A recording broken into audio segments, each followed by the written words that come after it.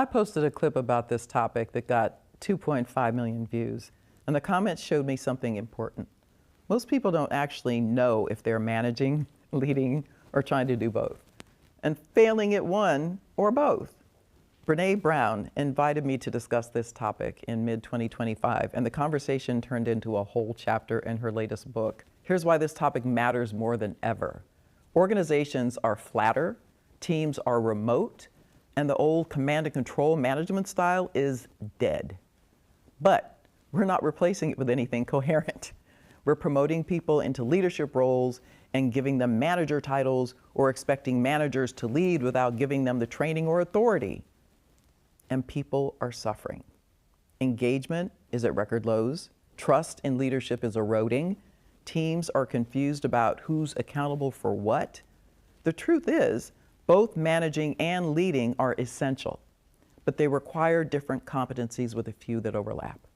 And if you don't know which one you're actually doing or which your role requires, you're probably struggling more than you need to. Let's get clear on this. Managing and leading are often conflated and misunderstood. Let's sort them out, starting with a few statistics. Check these out. First, managers.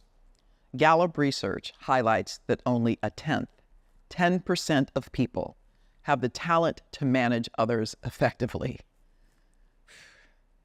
Gallup finds that companies fail to choose the managerial candidate with the right talent for the job 82% of the time. When it comes to leaders, a 2016 Gallup poll found that only 18% of managers demonstrate a high level of talent for managing others, meaning a shocking, their words, 82% of managers aren't very good at leading people. Now they're using leading and managing synonymously, but we'll sort that out too. I'm applying this to people in leadership positions. 38% of new leaders experience failure within their first 18 months.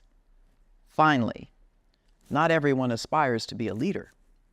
A career builder survey found that 34% of employees have no interest in leadership roles, preferring other avenues of career growth. With those statistics, is it any wonder? So let's answer some questions to understand what management and leadership are not, and whether you are good at one, both, or neither. What are the fundamental differences between leadership and management?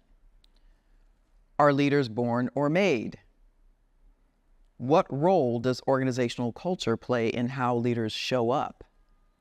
How can team members, subordinates, influence how leaders treat them? Time to answer these important questions and more about leadership. Hi, I'm Jenny Clark, a conscious leadership expert who spent 2 decades in executive recruiting and talent management. Having worked with giants like Google, Spencer Stuart, I discovered that the secret to transformative leadership lies in the 5 dimensions of conscious leadership. And I'm here to help you unlock your full potential. Join me on this channel as we embark on an honest and vulnerable journey together to become the kind of leader that genuinely inspires organizational transformation. I have a few ways you can get involved in this conscious community.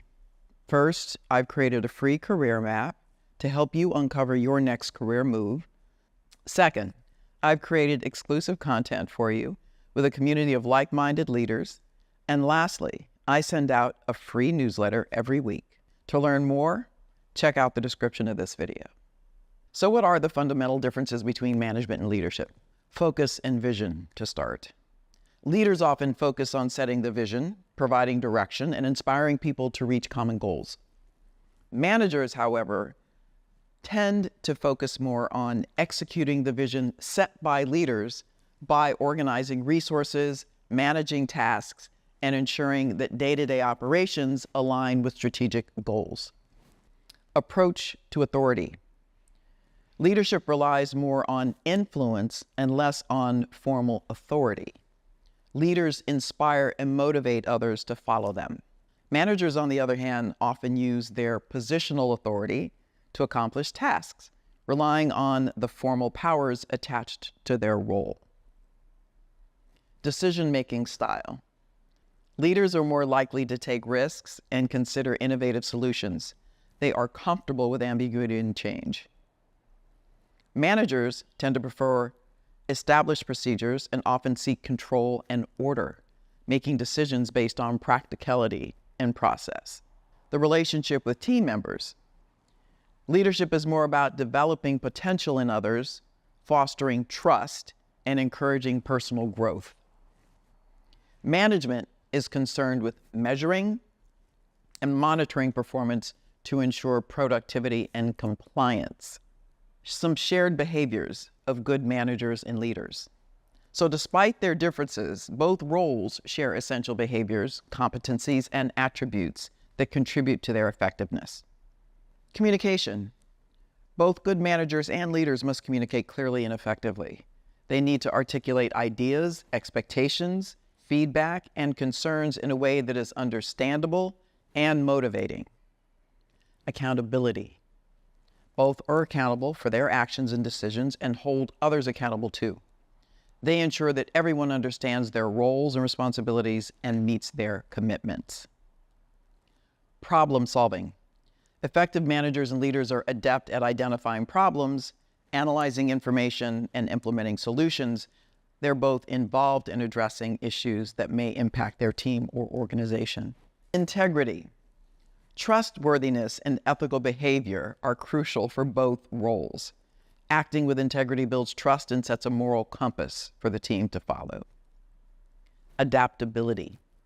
The ability to adapt to changing environments, expectations, and challenges is vital for both managers and leaders.